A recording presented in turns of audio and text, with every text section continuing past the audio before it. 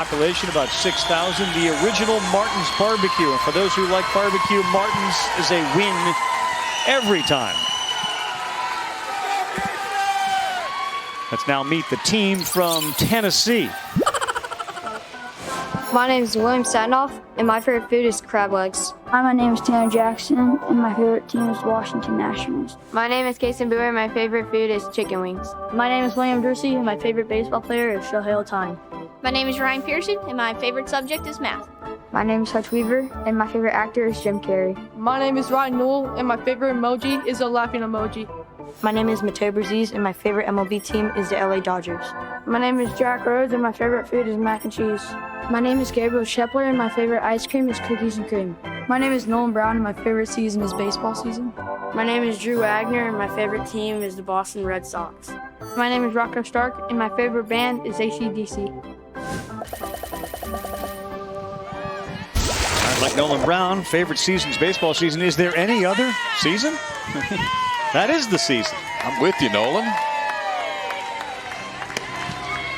Big J.J. Vogel is on the mound. And the Regionals, 2 games, 8 innings, 2 runs, 16 strikeouts, 7 walks.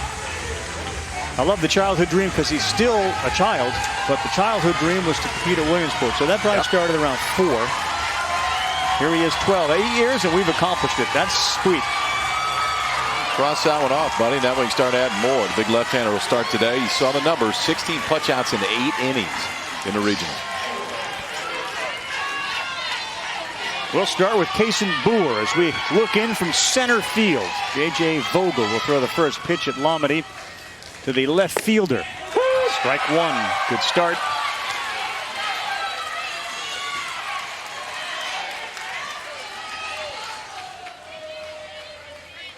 .5'3" and 90. Meantime, Vogel is 5'8", 150 on the mound. Square to bunt, close pitch, 1 ball, 1 strike. Got the yellow of Nolensville, Tennessee, the red of the Great Lakes region, Hamilton.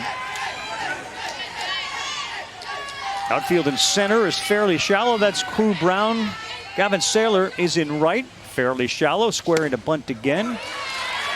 2 balls and a strike to Boer, who had 7 walks in the regional. So that's what this guy will do. Get on base for you. Looks like a fake bunt the entire time. Just trying to drive that pitch count up. Followed it all the way back into the catcher's glove. He's in a plus count. Ball. Doesn't Crew Brown just sound like he can go get it in center field? 100%. He has to be a center fielder. That sounds perfect.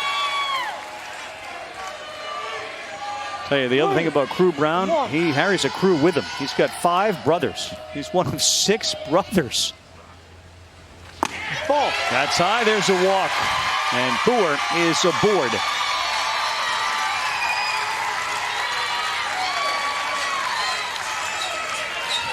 This is a very good offensive team. They're the 9th team from Tennessee to advance to the Little League World Series. Tennessee does not have a title yet. Florida was the other team to advance out of the Southeast Regional. They had a 10-run 5th inning to beat Florida. As Ryan Newell, who just killed it in the regionals, he was 8 of 17, hit .471, gets set. Strike 1.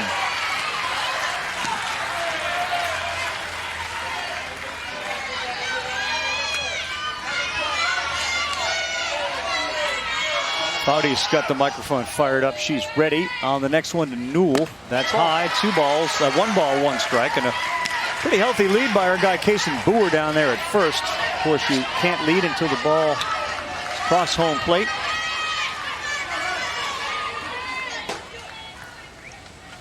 That ball ripped and it's caught. Oh, he overthrew his first baseman. J.J. Vogel made a tremendous play to snare the line drive, but now Boer will go to third and he's safe. Slides in safely. Vogel just didn't realize how much time he had. That ball was rocketed back at him. A great stab. And then he overthrew his first baseman. Okay, so if he's right-handed, there's no way he makes this play. Nope. No way he makes this play. But it's on the glove side. The left-hander takes a line drive right back to him. Then maybe gets a little bit excited. Hurries to throw over to first. Kason Boer goes from first to third. Ball. Now Nolan Brown, so the pressure is going to be on both Vogel and Noah Davidson, his catcher. This was a shot. Glove side just lifts it up. Good presence of mind to look to first right away. Just didn't have to speed it up quite as much as he did. Here's the home run hitter, Nolan Brown. On the corner, good breaking pitch for a strike. How about 4 homers in the regional for this guy? He was 12 of 20. He drove in 14 runs. Ball. Boer down there at third, who advanced on that overthrow, has been described as a terror on the bases. That's a positive. That's a good thing. On the corner, really good pitch there from J.J. Vogel, trying to get out of a runner on third, 1-out situation. So one of the questions they asked the kids, coolest place you ever traveled? This is a first. Omaha, Nebraska for Nolan Brown. There you go. Ball. Pretty cool event that he was going to. I mean, I'm sure that he went to the zoo and got a chance to see a lot of the sights, but ultimately he was there for the College World Series with his dad and the rest of the Vanderbilt Commodores.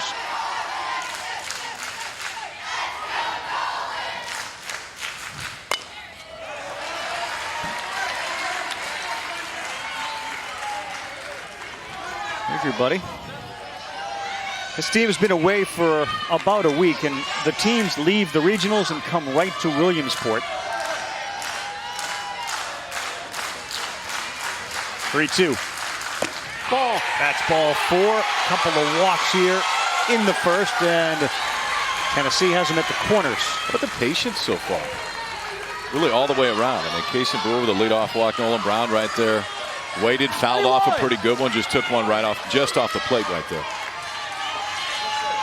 A lot of times in Little League, you'll see the runner at first, and in this case, a high IQ. Maybe try to induce a throw from the catcher, get in a rundown, create some problems because the terror is on third base. The nightmare. And everybody knows about the terror standing 60 feet away from home plate right now. And already we got a substitute batter. Rocco Stark has come off the bench. He had a great regional. He also had 5 RBIs and a homer. So a big chance early for Nolansville. Ball. Ball 1 inside, nothing doing on the bases.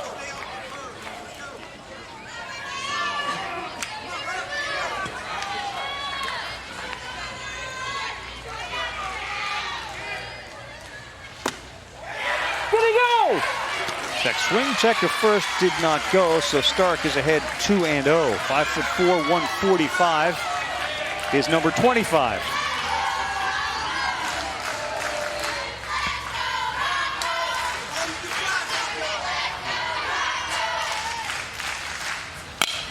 The ground is short, maybe 2. The flip, the throw to first, they get 2. And that will be a quick erase. That'll help any die.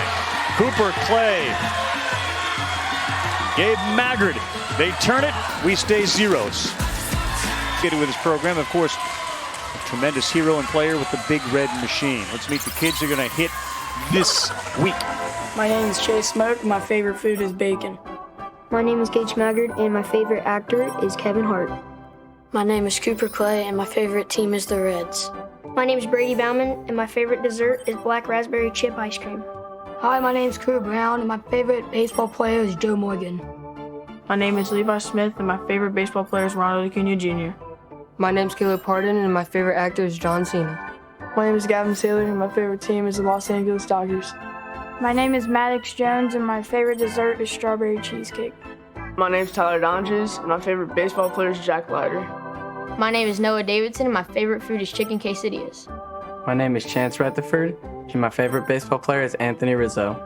My name is J.J. Vogel, and my favorite actor is Robert Downey Jr. My name is Cooper Oden, and my favorite subject at school is math. First game in the regionals, then every game from then is elimination game. They won 3 in a row, and here they are at Lomedy in the Little League World Series. Nolan Brown on the mound. Time for today's family interview. Take 2. It's brought to you by Green Light. Julie? We're going to try this again, Ravi. Oh, my mic is working, party people. I'm with Nolan's parents, Mary and Scott. What a summer for you two. Scott, obviously, with his College World Series with Vanderbilt. You get to go to Omaha. Now you're in Williamsport. What has this summer been like for you, Mary? It's been busy. We've loved every second of it.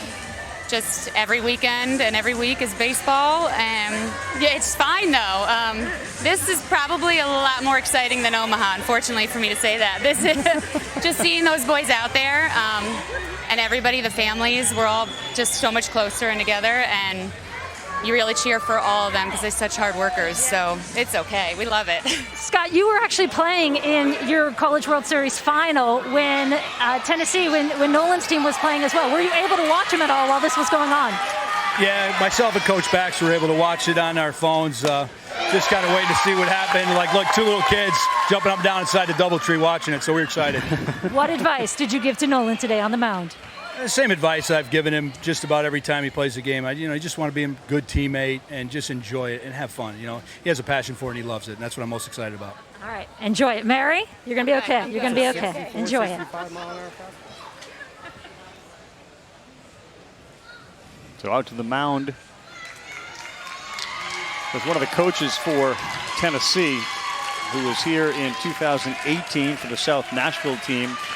At that point, his dad was in the hospital in the ICU unit, and they encouraged Randy to head back home.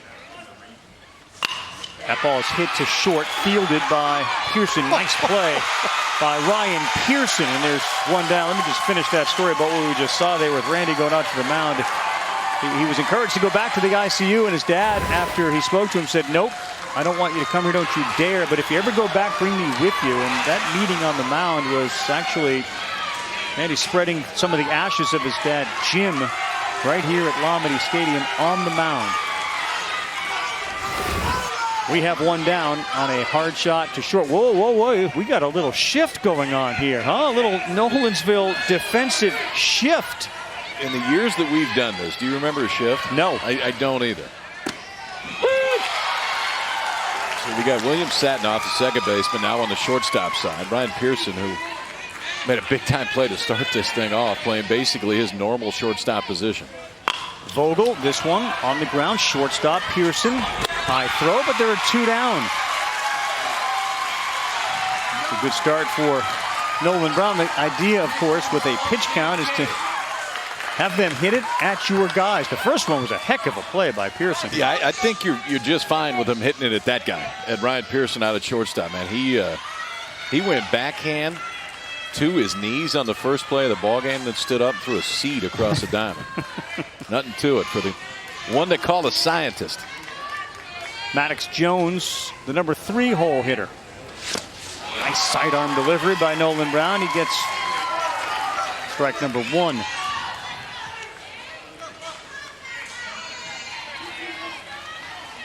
Here's the Mad Dog at 5'3", 119. And that one's in the hole. No way. Up quickly. Got him again. Brian Pearson, half an inning. 2 web gems in 6 pitches. Pearson retires them all. That'll get him out of the dugout. That better get him out of the dugout. The first one was good. The last one was even better. Ryan Pearson, show me something. Go backhand. Stick that right foot in the grass, strong throw across. We are scoreless 3-1. We got some freeways, though, that they're starting to figure out right now. A lot of the teams out there watching. Hutch Weaver will bat first here in the 2nd inning. First game for both of these teams. 16 teams from the United States are here this year. Of course, due to COVID, no international teams make the flight. In a double elimination format.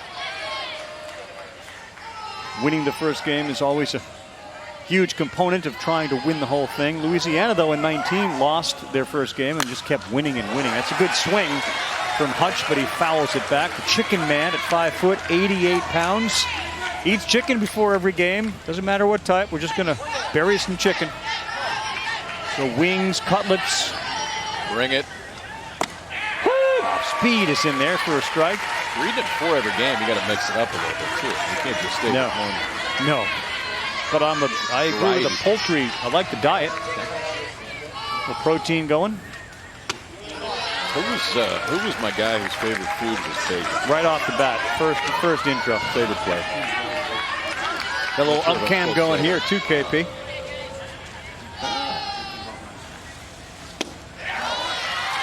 side. So Vogel, who struggled early, he walked 2, then got that big 6-4-3 double play, in danger of walking the leadoff man here. Weaver, the center fielder. That's a slow one to second. Maggard fires to first. Whoop! Maddox Jones had to be ready for a fastball from Gage Maggard. Well, Lockjavan and Gage Maggard, the second baseman, looked up and realized that Hutch was getting down the line pretty good. Had to put a little bit more on that throw than he thought. Another ground ball out right here. 3 of the 4 outs so far have been on the ground. Next up, Gabe Shepler. He's the catcher. And he looks at strike number 1.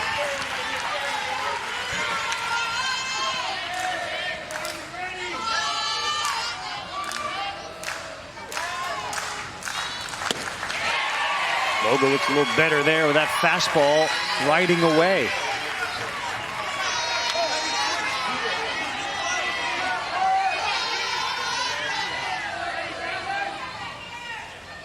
Ball.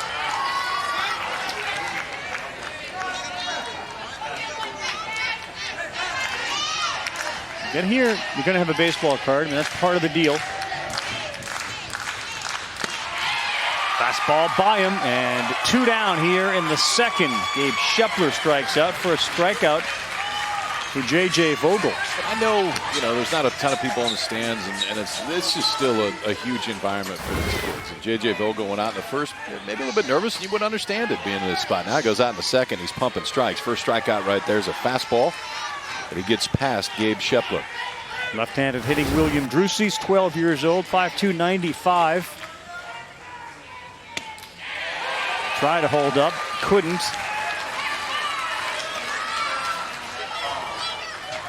Will is multi-talented. He is fabulous at cooking grilled cheese. Not easy. But then he'll drop the saxophone and violin on you. Wow. So he can cook it, and then he can play it too. That is a big life skill at 12 to be able to fire up grilled cheese. Does some snowboarding in the wintertime and watches that one go by. We'll see William pitch too. He's a left-handed submariner. Baseball fans remember Dan Quisenberry. Coaching staff said, think Dan Quisenberry from the other side. That's called strike 2 on the corner.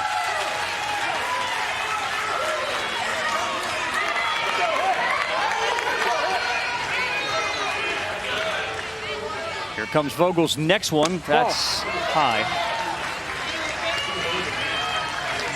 Asked Will why he wanted to play Little League. It's fun, and I was hoping to play on ESPN. Boom.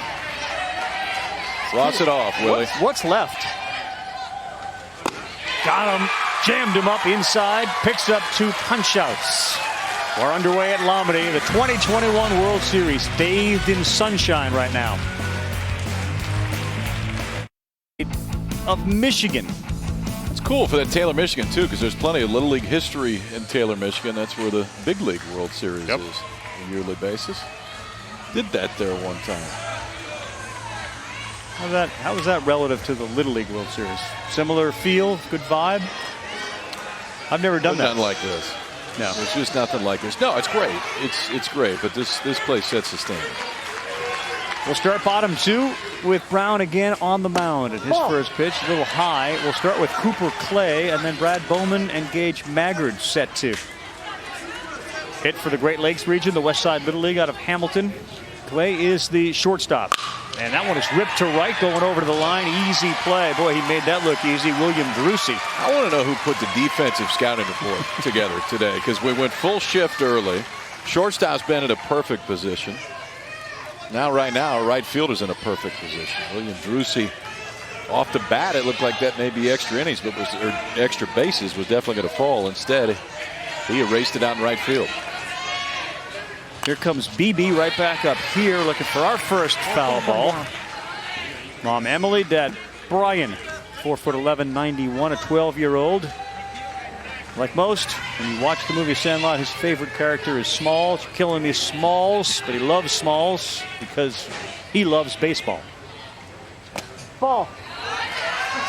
Emily's a nurse and Brian's a captain at the Fairfield Township Fire Department. Got an 8-year-old brother, Bryce, who may someday end up here in Williamsport.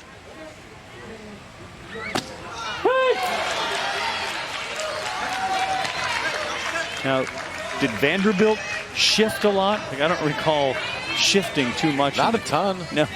No. That is a first for me here.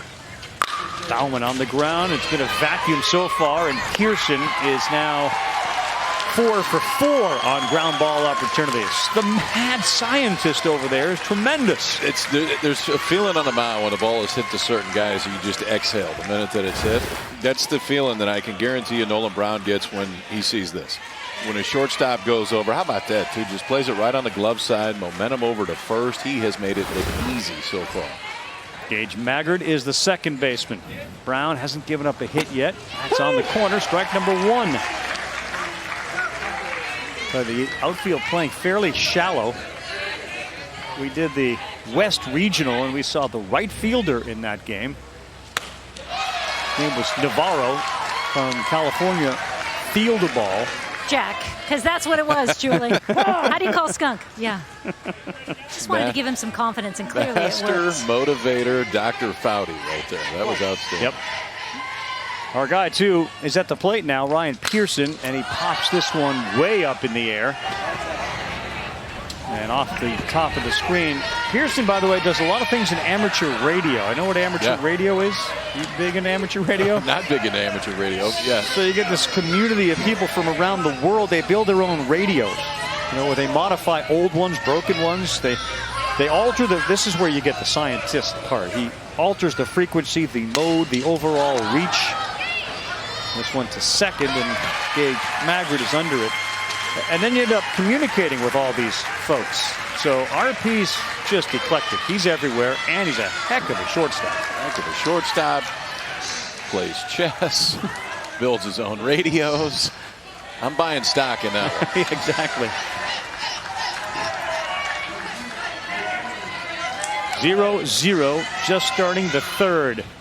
Ball. In tight to William Satinoff, the second baseman, the 9th hitter.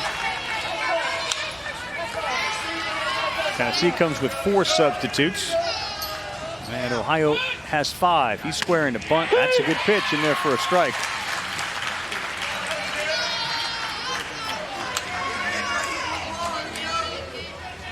Defense has been great so far behind the 2 pitchers. Brown and Vogel have been outstanding. Ball.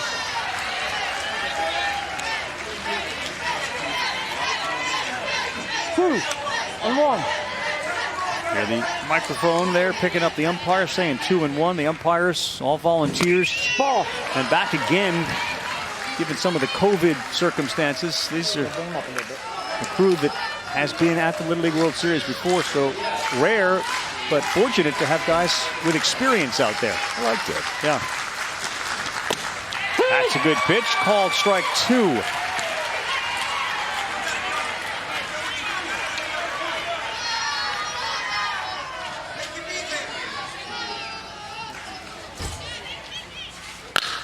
On the ground, that one to Clay. Nope, he bounced it short of Maddox Jones. He couldn't come up with it. Cooper Clay had some time there. A little short hop on big Maddox Jones. So a runner is aboard.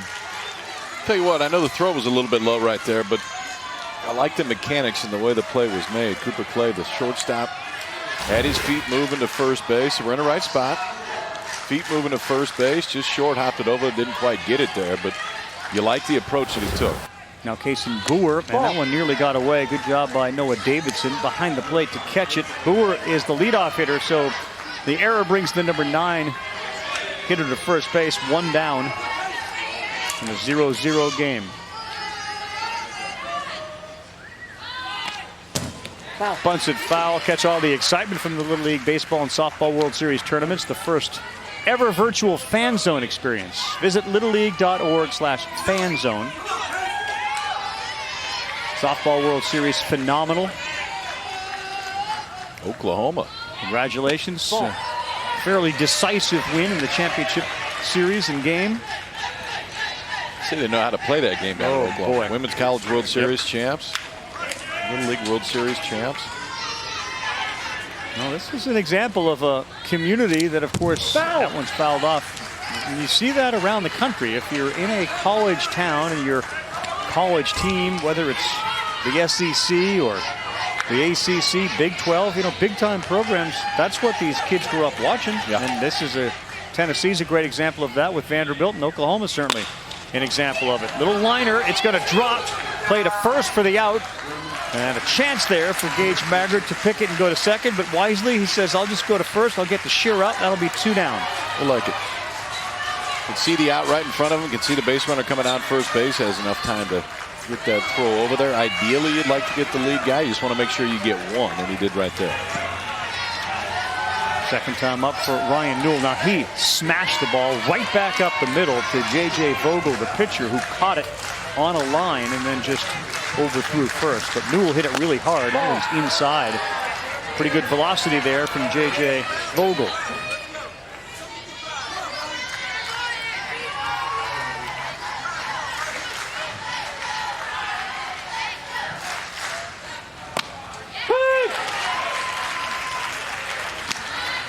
So, I mean, as a pitcher, you get it like that. He busts him inside, and then we go outside corner. Just dots outside black. That usually works. Ball. One left.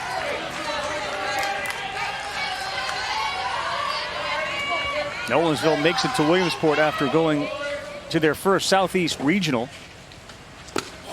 Swing and a miss. They were 9-1 since the state tournament, and they outscored their opponents 116-32. In the regional, they outscored them 61-17.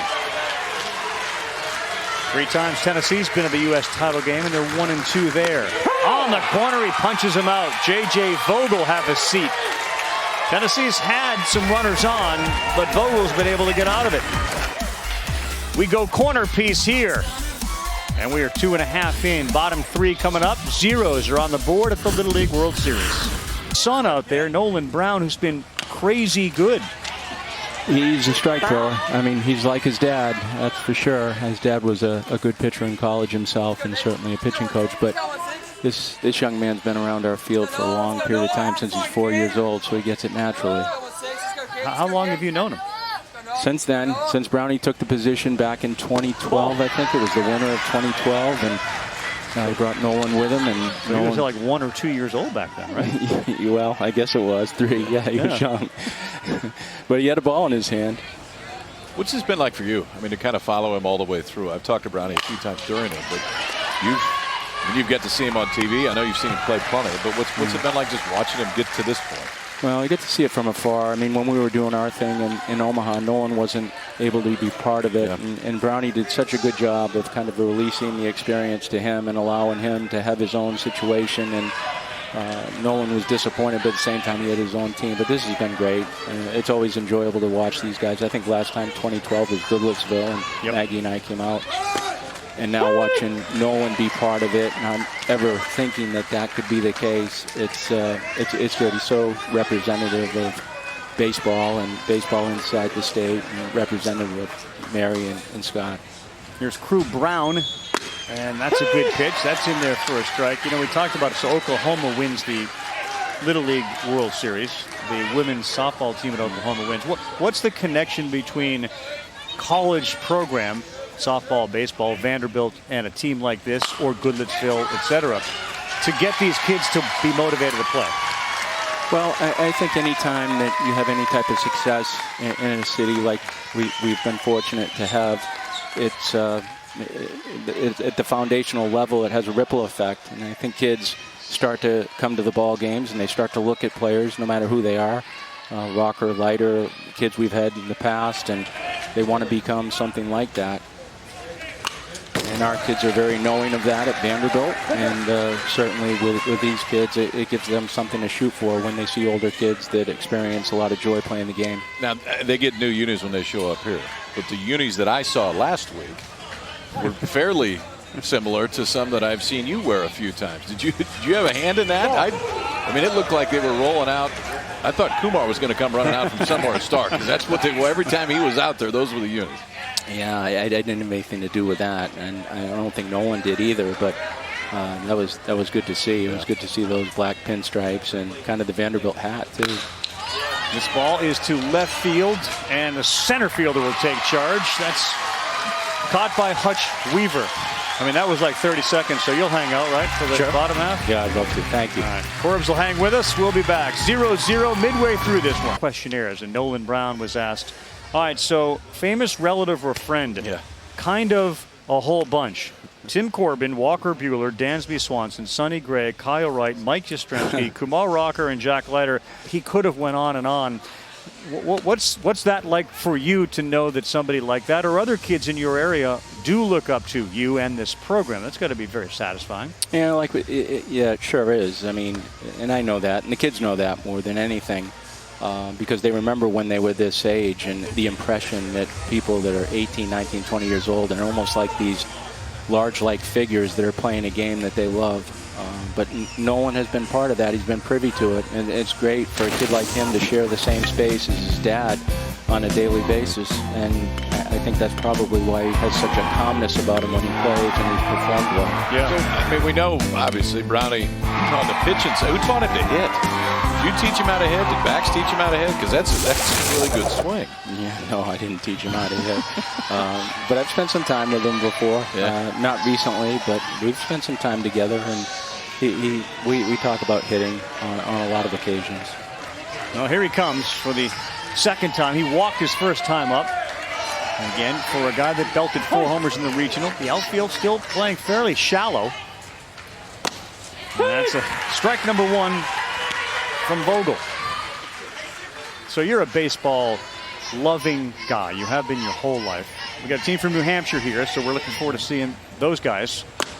What does this mean to somebody who has had the experiences and has the major league connections that you do? What is the Williamsport experience for you? Well, it's always been a big experience just because of the players that I remember. And when I talk about those players, everyone will know that, all right, you're 50 or 60 years old.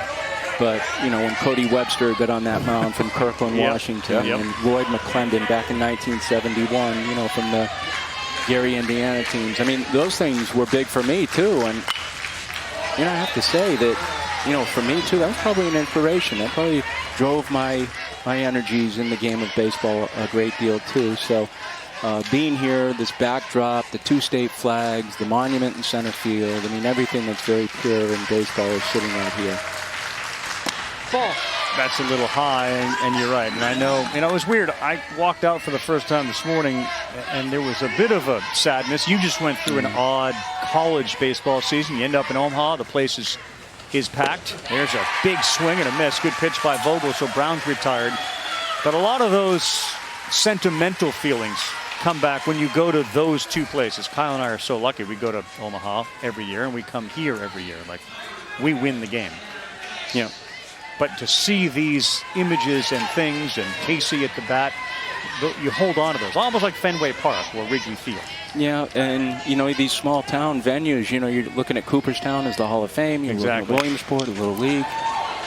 I know Omaha's Kyle's city, but, a lot of different ways. Omaha's like a city in jeans. It's a small city that just welcomes community and welcomes our country in a baseball way. So we're very fortunate to have those types of venues and places within our country and within our grasp to watch special baseball. Yeah, this place has the same feeling.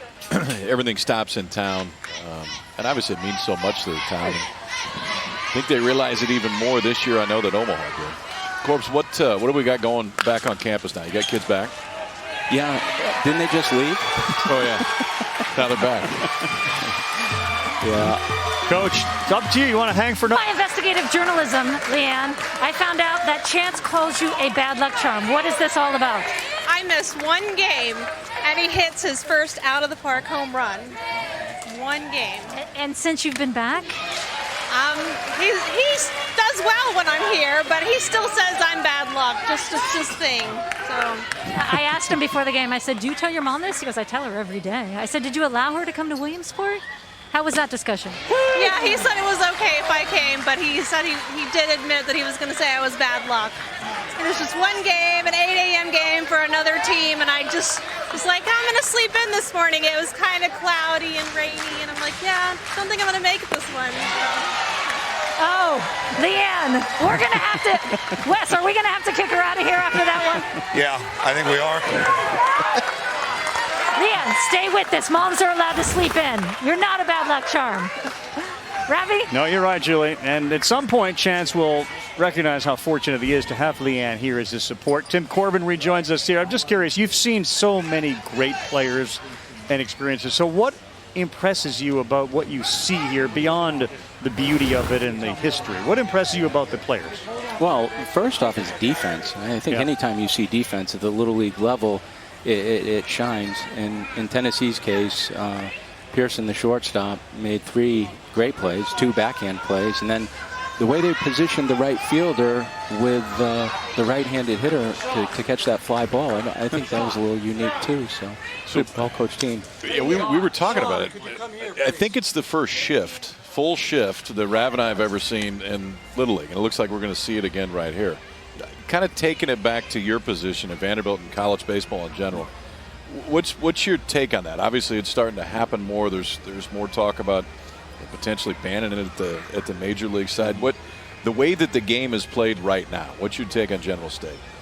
Well, at least at our level, there's a decent amount of shifting for sure. I think at the major league level, those shifts probably play more accordance to the game, where in our situation, because the game isn't as refined as it is at the major league level, there's some misfires.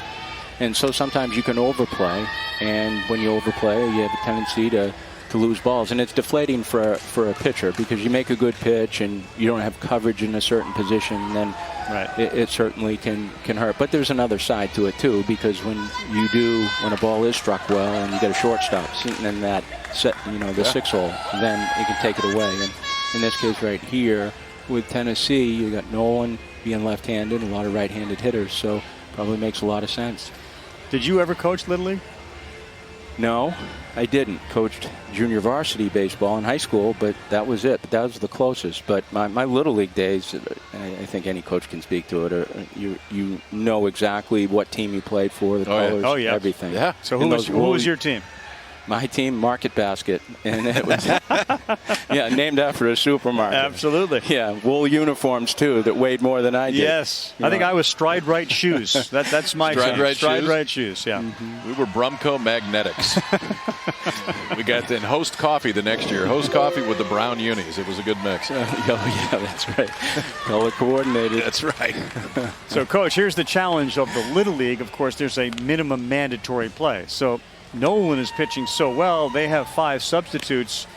They run the risk, if they didn't substitute at this point, of not getting everybody in. So that's what that delay was about. Similar to, I guess, your bullpen management. Like, is that the most difficult thing that you have to deal with at the collegiate level? I know it is at the major league level. Yeah, I guess the college level, but I leave that to Brownie. So Brownie makes those decisions. We just talk about it together. So Tyler Donjus is up, and that one is outside. You get nervous watching him? Oh, no. I think I think I get a little bit more nervous here because it's out of your control. And I think anytime you're watching something that you can't control, there's a certain level of anxiety that's associated with it. When you're in the middle of it, no. And maybe at the beginning, but then once the game starts, you're full go. A rare 2-0 count, now 2-1, and that ball is fouled off. So for people that do watch, that aspire to play college baseball, when do college programs start to look at kids and say, you know what, maybe down the road, we got our eye on this guy? When does that start? What age? That's a dangerous question right now, because we got some 12-year-olds on the field. But I think it's just been earlier and earlier as time's gone by. I think freshman, sophomore years in high school are the years that kids get brought to you, and that's probably happened more in the last 10 to 15 years. When I was at Clemson as a recruiter, that never happened. When recruiting you, it never happened. Well, no. Do you like it that way? Like, what would be ideal for you? If you could look at it and say a kid commits at X, from a coaching standpoint, what would be ideal? Well, I think junior year, senior year. I mean, you know who the kids are at that point, and there's still some kids that grow after that. I mean, if you look at summer baseball and the Cape Cod League and some of the summer leagues, a lot of those kids that really flourished during that time were maybe those non-celebrated kids in high school, and they become something. So there's a lot of growth that takes place after the age of 18, and usually the kids that flourish at the game are usually more physical at 14 and 15 than everyone else.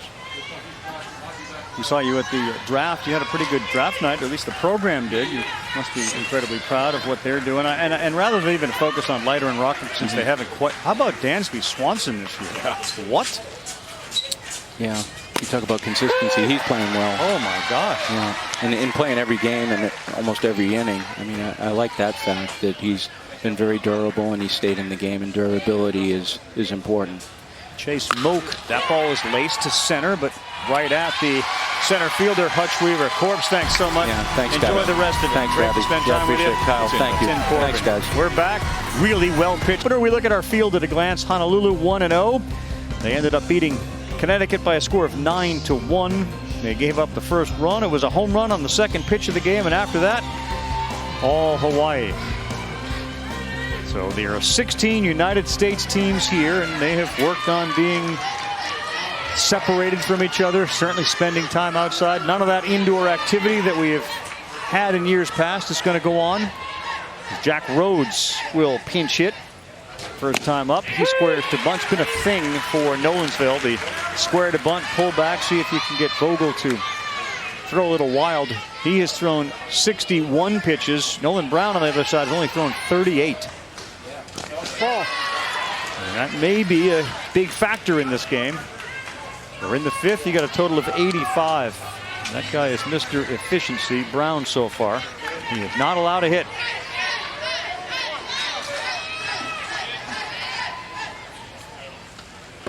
Ball.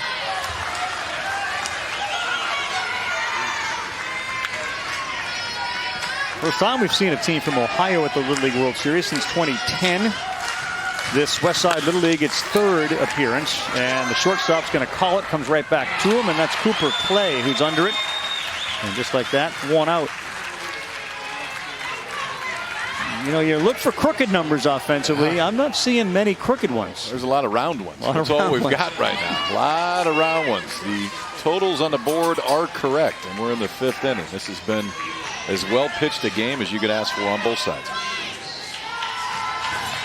Mateo Bruzis, as we are at the 6, 7, 8, 9 part of the lineup for Tennessee.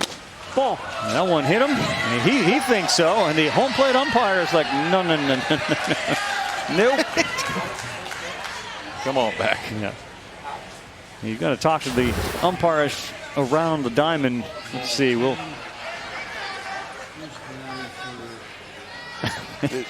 if anything, it was calf? Maybe. I think it did. I think it just clipped his calf. Barely, but I think it got it. They're not buying it. I think we're going to take a look at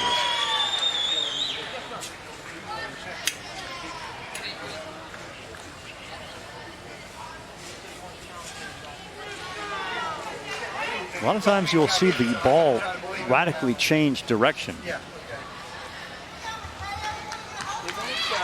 See if you can see his sock move on that right calf. It looked like it just clipped a piece of him on the way by. Am I seeing something? Yeah, the sock, could the sock just move because of like the wind for velocity from the baseball? I want to see the baseball change direction. I don't think you're going to see that. He lifted that right leg up right away. I don't know. I don't think you can. I don't think you can sell it this fast if it didn't get just a small piece of it. But if it did, it didn't get much. Very good. Thank you very much. So reviewable. We're going real slow back there to look at it. And the review confirms that he was hit. So the call on the field is overturned. And Ruzis will go to first with a hit by pitch. So another base runner for Tennessee, and they've had a handful. Hit into a 6-4-3 double play in the first. Reached on an error in the third, got stranded. And here we go with Ryan Pearson. And this ball over the head of the first baseman will go 2 feet foul.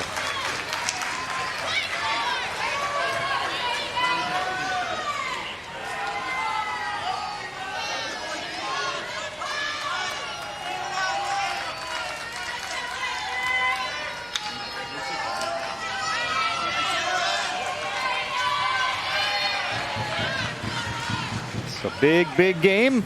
Trying to win that first one. That pitch misses away. If you think about it, Louisiana in 19 was the only team to win the championship after losing its first game since the World Series expanded from 8 to 16 teams in 2001. Only once has it happened. So getting on that winner side is critical. And the way Little League Baseball has set up this World Series, you have all the United States teams, but you will not play the team that joined you from the region until the championship series. Pearson misses that one, and he's gone. Pitch number 69 thrown there from J.J. Vogel.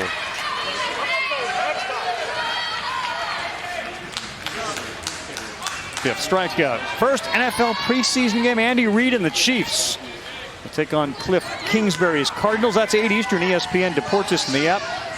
My good buddy Steve Levy, Brian Greasy, and Lewis Riddick have the call. Lisa Salters will be down on the field. We'll start at 7 Eastern, a special edition of Monday Night Countdown. It's back, Monday Night Football. Good rip at it from the pinch hitter, Drew Wagner. So all 4 of the substitute players will now have been used by Tennessee. And Stark came in the first inning. All 4 of their substitutes have gotten a chance to swing a bat. And once you reach first base as a pinch hitter, you stay on the base. A lot of times in the past, we've seen guys get to first base and immediately a special pinch runner. I like the idea. Hey, you're in the game. You can run the bases. I like it a lot, too. You're only going to get one at bat, and you get a chance to run. Ball.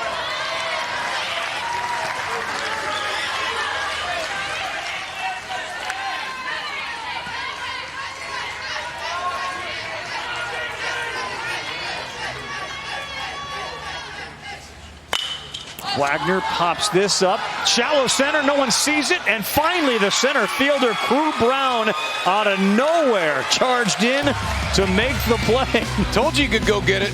Your name's Crew Brown. You're playing center field. You can go get it.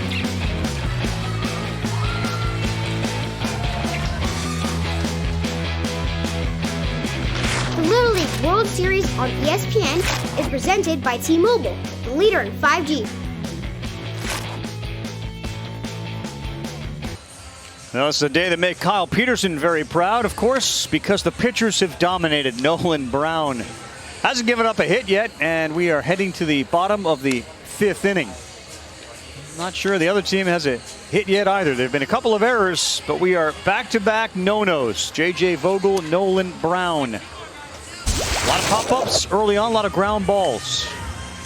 Pretty good numbers. The significant difference is the obvious one in the last column. 73 pitches, 38 pitches. I think the hardest hit balls of the game were in the first inning. Yeah. And really since then, both have settled down. I mean, Nolan Brown feels like he's been settled down the entire game. J.J. Vogel walked a few in the first, and since then, he's been on point. So Caleb Harden will bat now for the first time in this one. Left-hander. Got a good crouch going. And the side armor delivers, and he fouls that one back. Hawaii scored 9 runs in their win. We have New Jersey and Nebraska coming up at 5 o'clock Eastern time, about 40 minutes from now, and then California and New Hampshire. Hooks at New Hampshire, Torrance, California later. That's up the middle. There's the first hit of the game. Caleb Harden off the bench, and he delivers the first hit here at Lomity in 2021. Like that, first time he's walked to the plate. Fastball on the inside part of the plate. Caleb Harden Choked up just a little bit, got the barrel to it, shoots it right back up the middle. First hit of the game on either side is a single by Caleb Harden here in the fifth. Now big Cooper Oden, 5'7", 140, ready to swing it, and he does on the ground to second, to short. Pearson, double play. How about that? Second double play we've seen in the game. And now both teams have one. Well, I'd say Nolan Brown recovered well from that disappointment of the first hit of the ball game. Next pitch rolls a 4-6-3 double play. Watch Ryan Pearson, the shortstop. Perfect execution. Right foot on the bag. Cleared himself for the runner. Strong throw across. So leadoff single, double play. Levi Smith, last of the substitute players for to right field it goes, and that's going to be an out.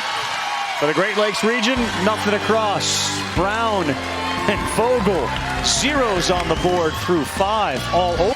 Feed and a strong throw across for Ryan Pearson. Now top of the order coming up for Tennessee. Kason Boer, and that one is down. This was the 4-6-3 double play, and Pearson's just so solid there at shortstop. He had some time, and he threw a perfect strike over to first. Leadoff man, Boer, walked his first time up. He's waiting on that one, and that's in there for a strike. We go 1-1. Who's going to blink first here? One hit in the game for Ohio, none for Tennessee. Vogel, 75 pitches, has 10 left. That's a push bunt, going to go foul. And it's picked up in foul territory by Maddox Jones.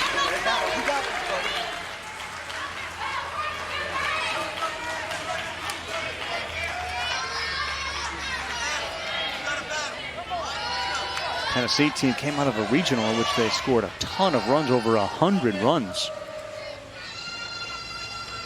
Ball. Look at how good Vogel has been. What has been good about him? What has allowed him to have the success? He's been able to throw fastball on both sides of the plate. Didn't throw a ton of breaking balls, but those that he has have been good. That fastball just misses right there.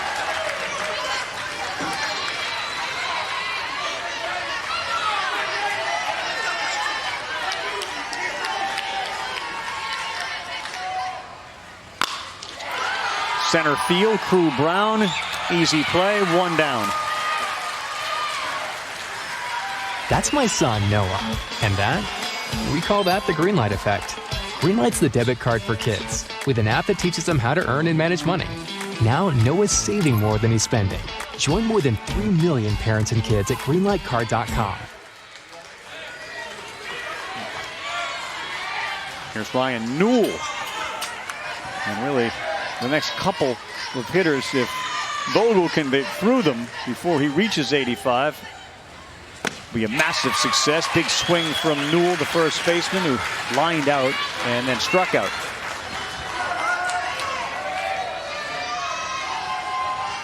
Eight of 17 in the regional. Good hitter, but he's off that one, and 2 strikes.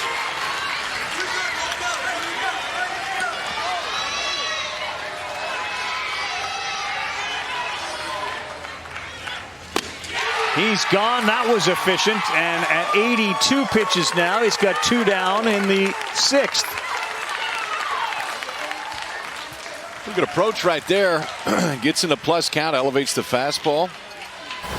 6 strikeouts on the day for J.J. Vogel, and he's got a chance to face at least one more guy. And the most dangerous home run hitter, Nolan Brown. Ball. He looks at ball 1. Newell, who just was retired, hit 5 home runs in the state tournament. Brown hit 4 in the regional tournament. Of course, you go through a variety of stages to get here. Regional being the last. That's the second ball, and this is going to be the last batter that Newell's going to be able to face. This will be the 85th pitch. I'm hanging in there. Not easy when your son is on the field at Williamsport, let alone throwing a no-hitter in the first game. Good swing from Brown, but he fouls it off.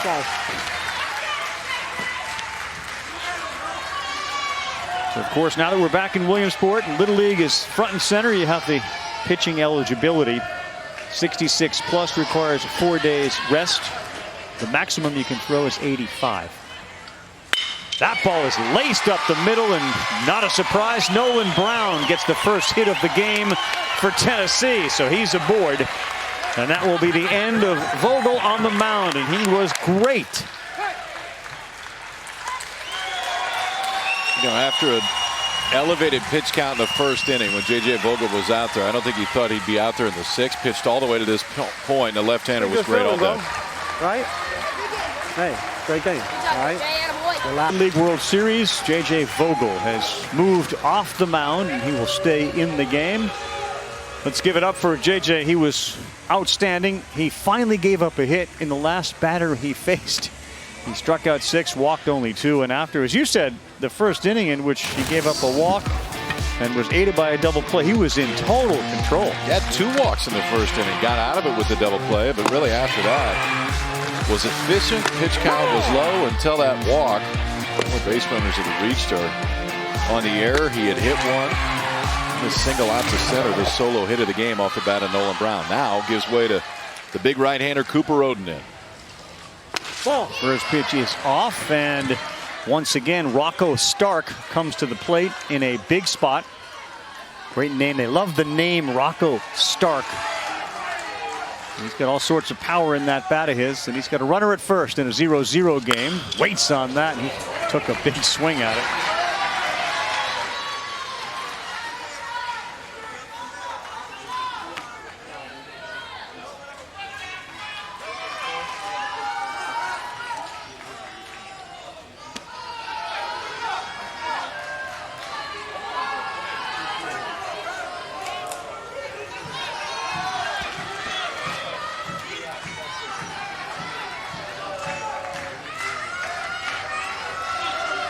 Rocco got that green bat, and he's ready for the next pitch. Ball in the dirt. Good job, man. Both catchers, they haven't been tested too often, but when they are, Davidson makes sure the ball stays in front of him. The next run is going to break this scoreless tie. And we're in the 6th, and Brown's thrown only 43 pitches. The next one to Rocco. Gets the called strike.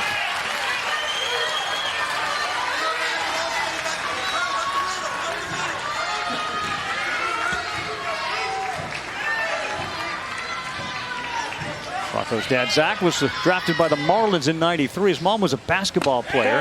Curveball just a little high.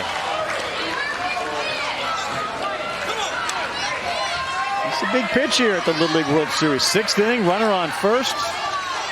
2 down, 0-0. Trying to win the first one. Got him. Good pitch. And that has to make the starter, JJ, feel really good. Cooper Oden comes in.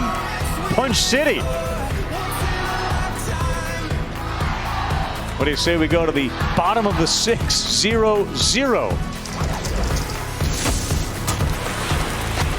It's the beauty of this event. Over the next 10 days, some of them will become household names. Remember back in 2019, Reese Root.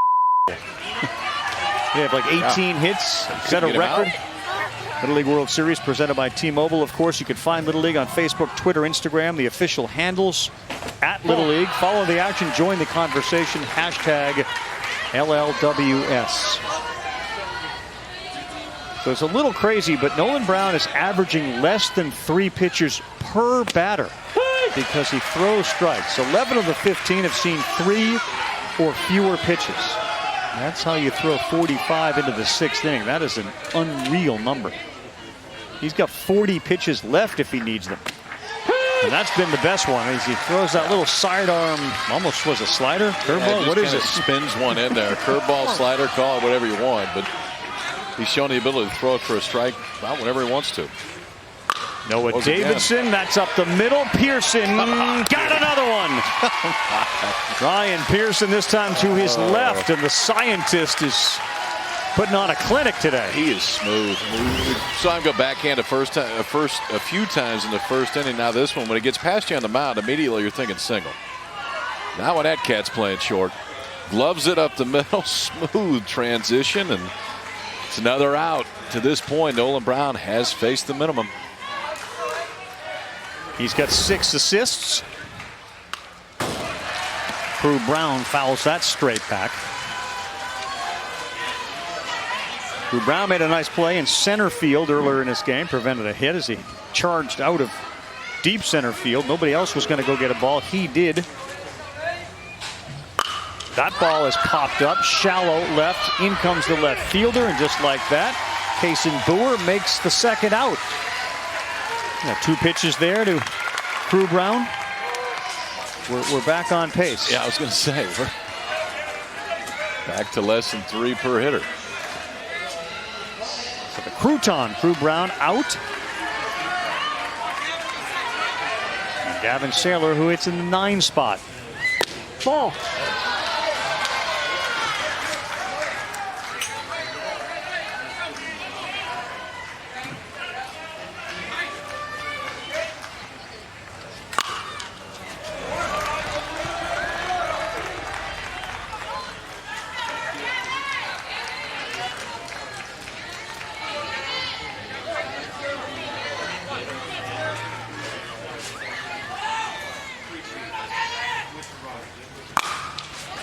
That one is Pearson's again. He goes to get it. He's got 4 web gems, and like Michael Jordan in the NBA Finals, hands go up. What do you want me to do?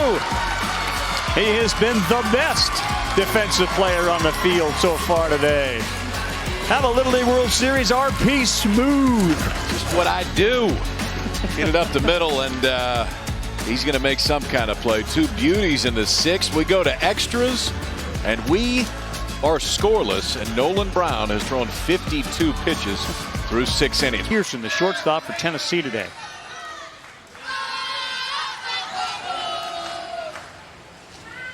Ball.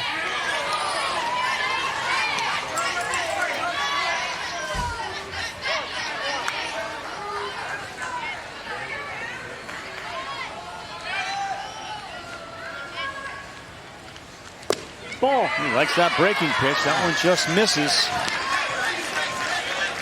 3 pitches this inning have been that breaking pitch, and we saw him use it significantly when he came into the ballgame in the 6th inning.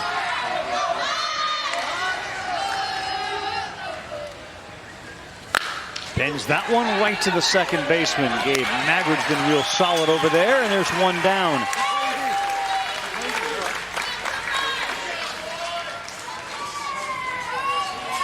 Strikeouts and a handful of ground balls today. So Mike Notaro, who is coming out of hibernation, of course, as our statistician, been dialing up some big numbers. He'll now look up how many ground ball outs there have been made. As Gabe Shepler steps in for Tennessee. Think about Cooper Oden, no breaking pitch. He's going to throw it. I think for Tennessee right now, if you're going to score a run against him, you're going to have to hit that breaking ball, because he is not afraid to throw it at any time.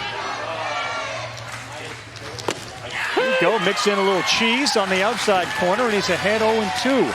Coop pitching backwards a little bit. First pitch, breaking ball right here. Then he dots a fastball on the outside part. Rally caps really work at any pitch. Mandatory. Shades upside down if we got him.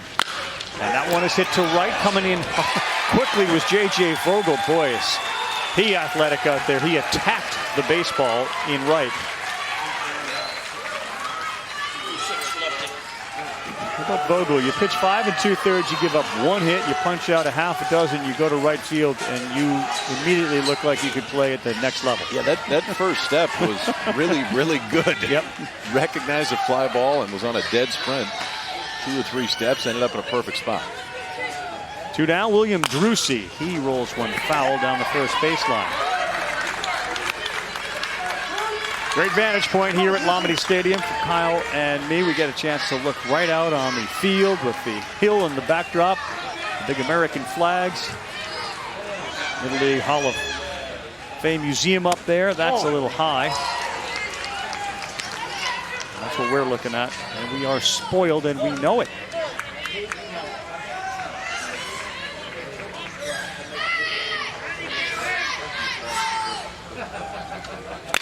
Spins one, that's up the middle. No one's going to get to that. Drucey, he is aboard.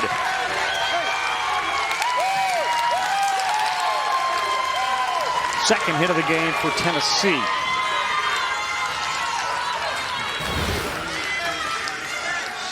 His eyes, left-hander. Gets enough of the barrel to it. Cooper Roden kind of scoots out of the way right at the last minute. Couldn't get that glove down off the mound into center field. Second hit of the game is a 2-out single here in the 7th. Third straight inning, Tennessee's had a base runner. Look out now, the go-ahead run goes to second as Pearson got plunked in the back. So, I mean, anytime there's a runner on, but certainly in scoring position, this is a big threat the way this game has played out. And then let Drew Wagner step up. And we're going to have a little conversation on the mound after Oden. Yeah, he got you. He got you. Hey, it comes in a lot of pitch hit situations throughout the tournament. I mean, through the regionals. All right, he's a good hitter. So be smart. Just keep on doing what you're doing. All right, keep on doing. Hey, when he just missed him, was he missing by much, or was it outside? No. Okay. Hey, all you can do is do your best. All right, got me. Come on, come on. Let's go.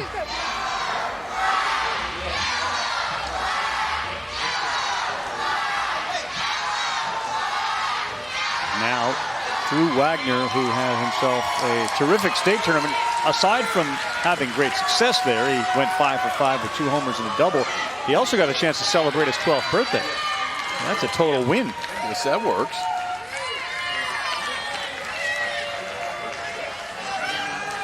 Special pinch runner, Mateo Brusis. So you got Brusis at first base. Drucey at second base. And Drew Wagner, chance to put his team ahead. Straight on that, fouled it off.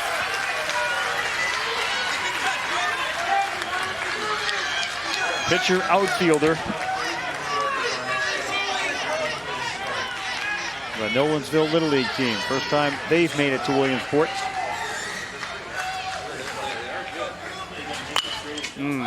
Got it.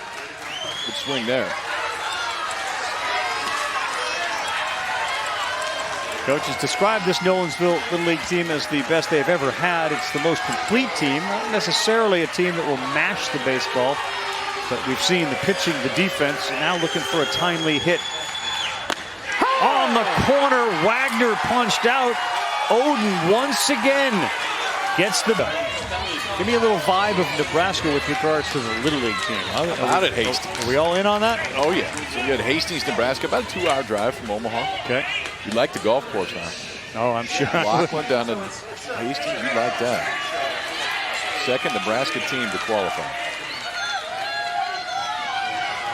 So we go top 7, bottom 7, I should say. Chance Rutherford's the leadoff hitter. Nolan Brown's been great so far, and he comes inside for ball 1. I don't remember, and obviously not a complete game right now, but I don't remember a kid throwing this few of pitches in 6 innings, ever. He's only struck out 2 when he's faced the minimum through 6. Would agree with that. Rutherford choking up, swings, and he misses that one. Ball on a strike for Chance, who struck out, grounded out to short, but everybody has seemingly grounded out to short. Ryan Pearson has been a Hoover vacuum over there at shortstop, and he's waiting for another chance. Ball. 2 balls and a strike. So we're going deep here, given Nolan Brown's pitches per plate appearance has been less than 3. Here comes pitch number 4. Just above us and right back down on the field it goes as it hits the facade here at Lamade Stadium.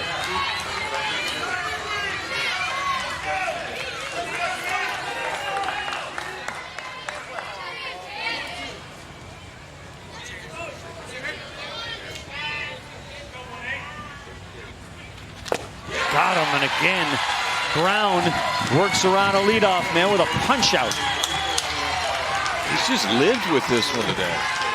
Primarily right-handers in his lineup, and he throws that little breaker ball that just starts off the plate, and guys are having a really hard time staying off of it. That Sidearm delivery, spins in there. Chance Rutherford swings right over the top. Third strikeout of the game for Nolan Brown.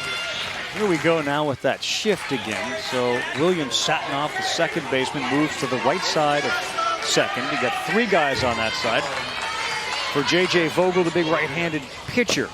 He looks at strike one. Very rare at Little League you see a shift.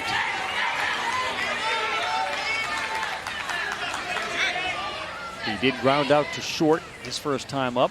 That's inside. Look out.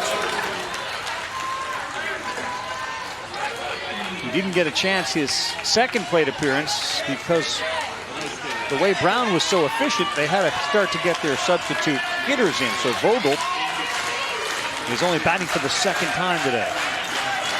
He's behind 0-2. Challenged him with a fastball, and he didn't miss it by much. JJ could have sent that thing over the wall.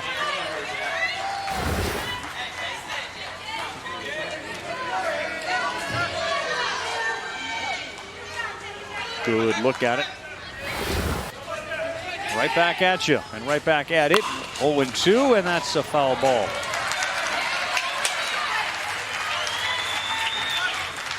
If he can use that right side of the field, he's going to have a pretty good chance of getting on base right there. Even with two strikes, shift still in place. William Satinoff, the second baseman, just on the shortstop side of the bag. Next one of the 5'8" J.J. Vogel. Oh, misses outside.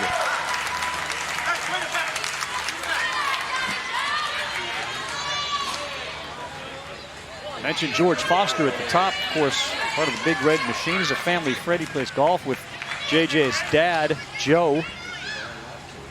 Got him. How about Brown? Just keeps pounding that zone. And back-to-back punch-outs to start the seventh. This is the one he's most comfortable with. Good look at it from ump cam. Sean Gilday, the home plate umpire, has seen a lot of this today. Sidearm breaking ball. J.J. Vogel swings over the top. Back-to-back strikeouts for Nolan Brown here in the seventh. Maddox Jones with two down. Way outside. A rare one that actually got by Gabe Shepler. Like the other factor in all this you forget about is Shepler back there is catching, framing, not letting anything go back. And a shocking development. Brown has thrown 4 balls this inning, which is the most in any inning. 4 in the inning, that's it. That's a called strike.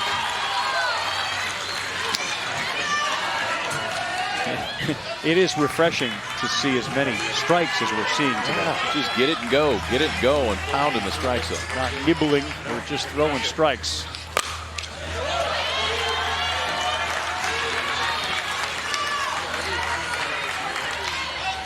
Of course, baseball fans remember George Foster, 2 World Series titles, 4 pennants. He led the National League in homers twice, RBIs 3 straight years. Ball. That one misses outside. Go ahead with that one. George Foster's message to these kids: be prepared, be focused. Well, they listen. They sure have been.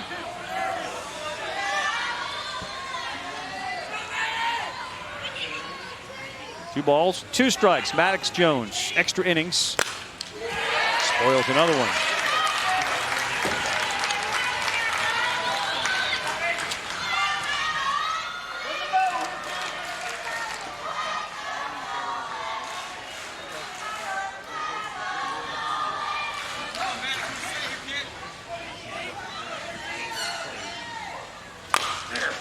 On the ground to third, fielded smoothly. Tanner Jackson, left side, and oh, did Tanner Jackson just give us a fist pump after he made that play. We'll see that when we come back. We are through 7, 10th ground out. Regular rules with a base runner at second. It's going to be Drew Wagner who goes to second base. Nobody out. And the top of the order for Tennessee. They're trying to score first here, and then the bottom of the 8th, of course,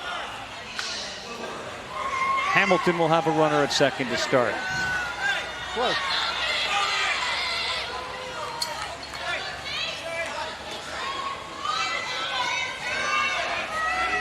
Brewer has squared to bunt in each of his first 3 appearances. Gavin Saylor's at third, way in. So's Maddox Jones at first. And Cooper Oden's come up with a couple of big punch-outs to end innings. You got Satinoff, you got Stark. Let's see if Kason Boer does something here. He is squaring. He fouls that off.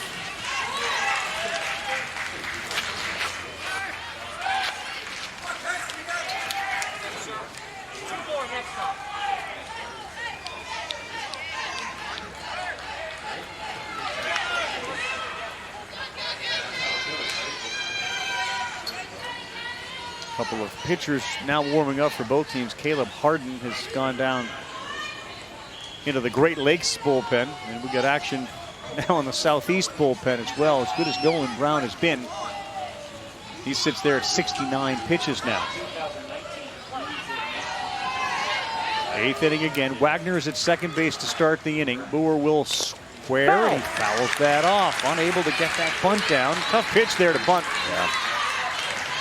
That's when you sack bunting, you just want to bunt strikes. If it's a ball, let it go by, increase that pitch count up, but also potentially work the count back in your favor. That one looked like it was up and out of the zone.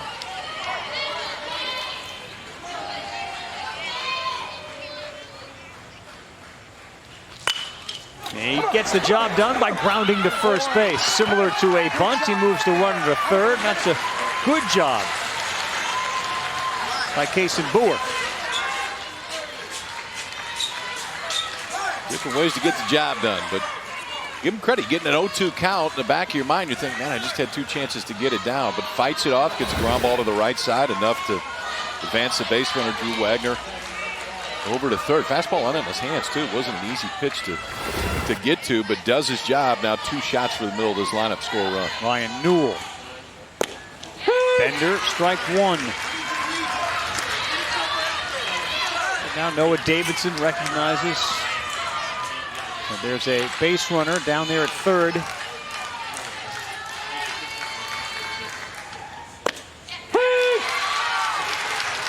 See with the infield here, you bring them all in? No, I wouldn't. I mean, because you're gonna start with a guy at second base yourself. When you get to the bottom part of the order, I'm fine with a hard ground ball if you got to get it out. Ball. Corners, you got a chance to come in, and if it's a one hopper to second or short, you got a chance to potentially still come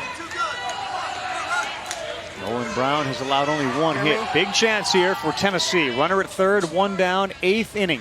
Ryan Newell sends that one foul. He saw it the whole way, jumped on it, but he pushed it off the screen. Good job right there, because the breaking balls that have been called strikes were all on the outside part of the plate, or maybe just a little bit off, and that one recognized early enough just to get a piece, see if he can work himself back to get a pitch more in the middle of the plate that he can drive. Play.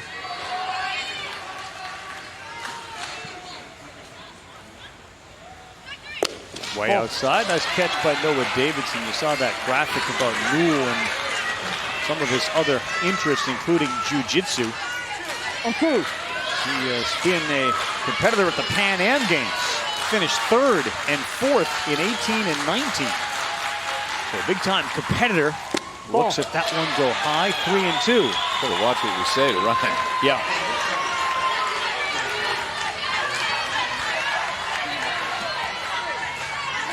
According to the notes, he went to California for a jiu-jitsu tournament and finished 3rd in the world for his age. Slow roller, nowhere to go at third. Wagner, now he's going back to third. He and his coach were saying, let's get halfway down the line. Nice job by Cooper Oden.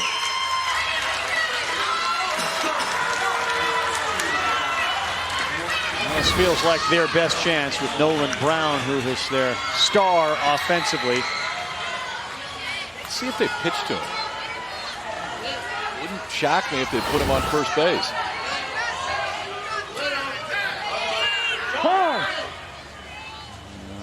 That's not the decision by the manager. That's just the relief pitchers getting back into the dugout.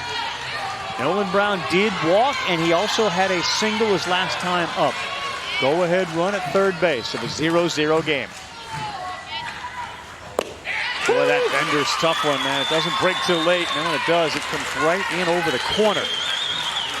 0-1.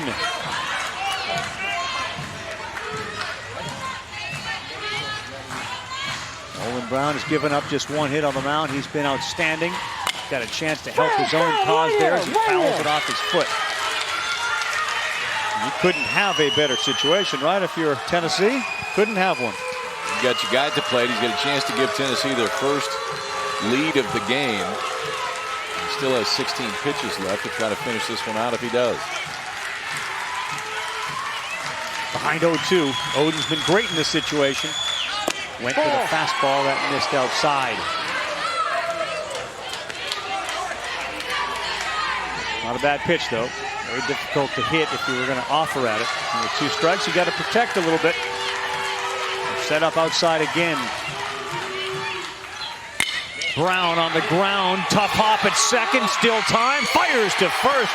And Gage Maggard fielded that one cleanly. They'll strand the runner at third. Just good baseball all around. Brown hit it hard. Maggard at second stuck with it. They'll go back to the mound. It's still bottom 8. And that's the reason why Tennessee hasn't allowed a run. The shortstop, Ryan Pearson. Hey, we had a highlight reel just from the first inning. Let's first play the game right there. Hey, welcome to Williamsport. I'm going to one-up you at the end of the inning. All the way, slide on that right knee. Then he steals one up the middle. That could have been 3 hits. Absolutely. You're looking at right there. This could have been the 4th, but the scientist, Ryan Pearson, makes all 4 plays, smiling all the way, and he has been outstanding, as has Nolan Brown on the mound. But Nolan's day will be done. 6 assists by Ryan Pearson. Look at that, one shy of a Little League World Series game record. So Nolan Brown moves over to first base. William Drucey, the submarining left-hander, is on. This may have to do with the ability to bring Brown back on 3 days rest instead of 4, because he started his last batter with fewer than 65 pitches. So they take Nolan Brown out, who'd been dynamite, and they bring in the submarining lefty. Got a runner at second base to start it. That's Chase Moak out there at second. That one misses inside.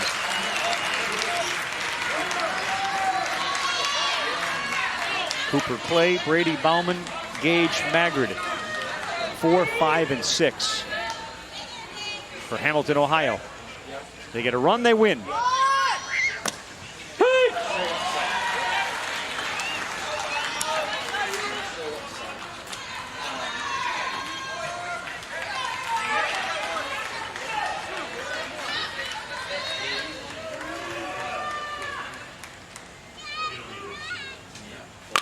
Clay fielded by the pitcher. He's got time. Nice play, William Drucey. That one may have been destined for center, although with Ryan Pearson at short, you never know. That was hit pretty hard, though. I agree. I think if this gets past him, this ball's going out in the center field. And again, left-hander's probably the only one that makes this play. I don't think a right-hander does, so watch.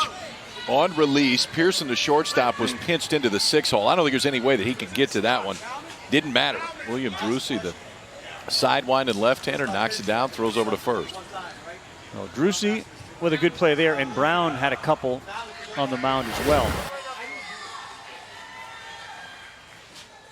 Ohio is hitting to 11 ground ball outs, and you go left-hander to left-hander. And now their manager, Ken Coomer, looks around. They make a batting change. And in fact, he will. It's Brady Bauman, who was scheduled to hit, coming up to hit. Outfield is in, single. Doesn't guarantee that the runner Moak from second would score. But we've had only one hit for Ohio today. Off-speed Bender looks a lot like Nolan Brown to start him off, strike one.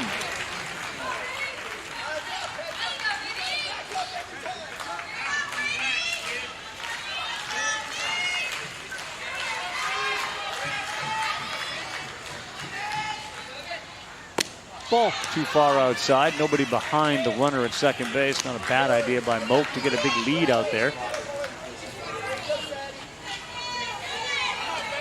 We'll sign up for a few of these 0-0 games late. Well pitched. Great defense. Waiting for a team to play to run. Got him. Bauman swings at that one. This is an arm angle that you rarely see in the big leagues. If you're a little leaguer, you may never have seen a kid that looks like William Drucey does right there on the mound. Low 3/4 sidearm. Slings it up there.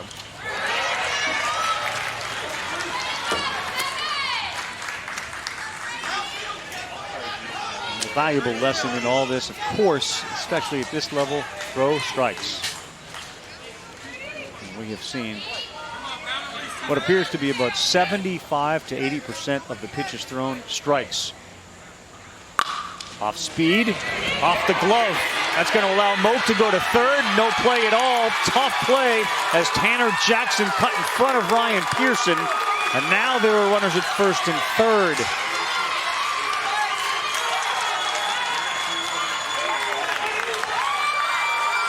As a third baseman, you're taught to get everything you possibly can.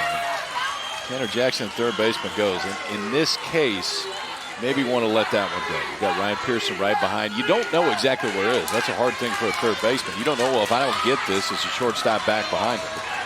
Just off his glove. Now one out. Runners on first and third for Hamilton. So if you're Tennessee, you're one pitch away. Get a hard ground ball up the middle, potentially burn the double play. If they decide to play the middle back, we'll see. Levi Smith was going to be the pinch hitter. He will be intentionally walked. And let's listen as the bases are loaded here. The situation's the bases loaded, so we got to go right after this guy. Infield is on a red. Outfield, you got to play up. You got to be able to throw them out.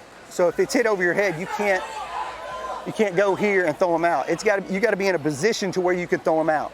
All right, not too far back, but not too close either. But give them something you can catch the ball and throw them out. Everybody got that? Outfield.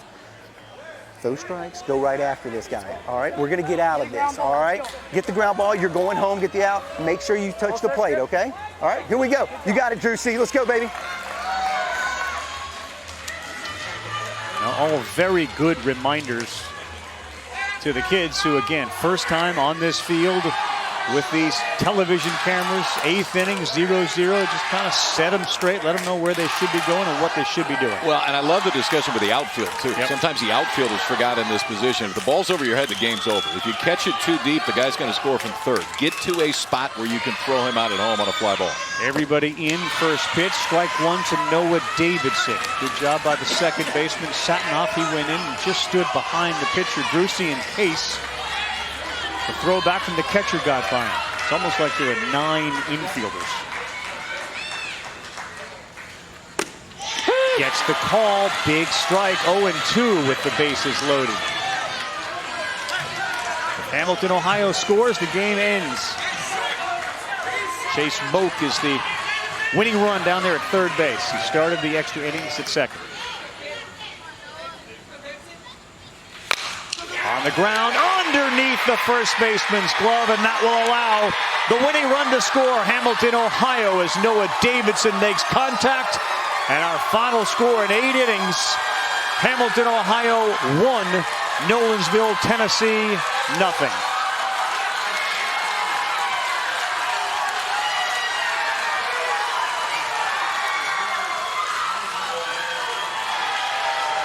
That was a little bit of a heartbreaker. Nolan Brown, of course, who pitched so well, went over to first base, and so often you kind of look for that runner coming home. You may take your eye off the ball, and it just went underneath his glove. Well, you're playing in a little bit, too, so it's going to get on you a little bit quicker.